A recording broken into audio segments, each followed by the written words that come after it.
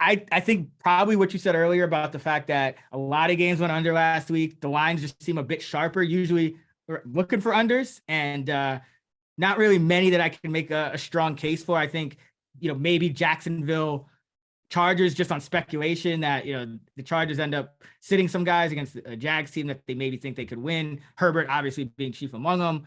And then there's some other games. You have some divisional games like the Eagles and Washington, but that's dropped a bunch of points already. And the Texans Bears, I think the Bears might actually try to throw in that game, which, and in Fields that could lead to turnovers. So not anything I really love. I know you kind of have your eye on this Bengals Jets game though. Yeah, I mean the Jets are playing. If you wanted to look for some overs this week and think that there's these lines have gone, the totals have gone too far. Now again, we only have a sample size of 2 weeks, so maybe they haven't gone far enough.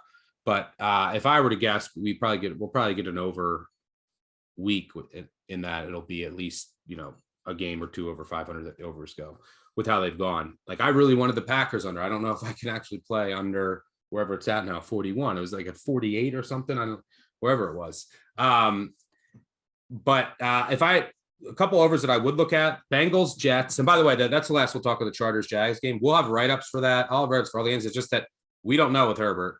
And maybe we'll talk about this in Survivor too. But we don't know with Herbert, Keenan Allen, the offensive line. So without knowing Herbert is worth like a touchdown, it's hard to really make a call on that game. So make sure you stay tuned into the Action Network app for more stuff on that game. But Bengals, Jets over 44 and a half. This line is short to me. If you assume that the Bengals offense will ever wake up, the Jets are playing really fast. I think the Bengals are going to come out firing all over the field after all of their comments this week. And they should be able to move the ball on the Jets defense. I mean, Brissett did at will. He had a great game. The Ravens scored at will. So, look, the Jets have a decent defensive line, but it's not TJ Watt and the Steelers. There's not Micah Parsons. So some of these issues with their offensive line, which we talked about, I've been fading them the past 2 weeks. Maybe I still can't combine the Bengals, so I say it improved. But I still think that they'll have a lot more opportunities to make plays here. And I'm not a huge fan of the Bengals defense. And this is a team that had regression coming anyway. And Burrow just doesn't look comfortable. Lyle Collins now dealing with an injury, but he's been cooked out there every play. Maybe that's not a bad thing that he's out. But this offensive line is still trying to find continuity. But I would think that Burrow and company have a better week this week. They make some adjustments on the offensive side of the ball. Flacco's actually playing really well. They have some intriguing weapons. I think that they'll be able to move the ball. So with the pace in this game and the amount of throwing, I mean, Jets are throwing on early down slot and playing really fast. That I think when you're under 45 now, I think that's a bit of an overreaction. Bengals, by the way, first team to be favored after losing their first 2 games as touchdown plus underdogs in the past 15 years.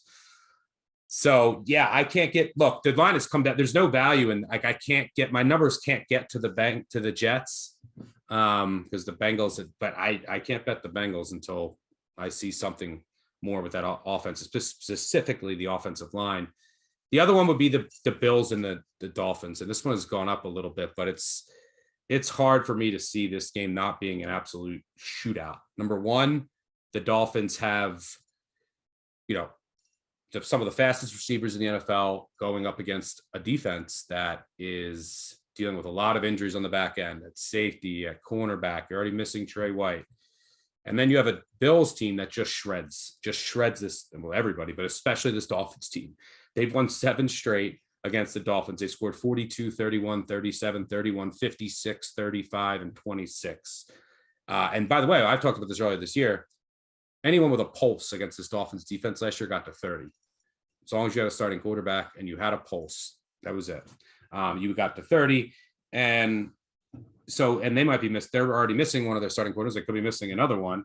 So it's hard for me to see the Bills. Like the Dolphins like the blitz. They give up a lot of explosive plays. It's just not a good formula against Josh Allen. So this one could turn into an absolute shootout. So those are the two totals that I've looked at if you're looking for overs.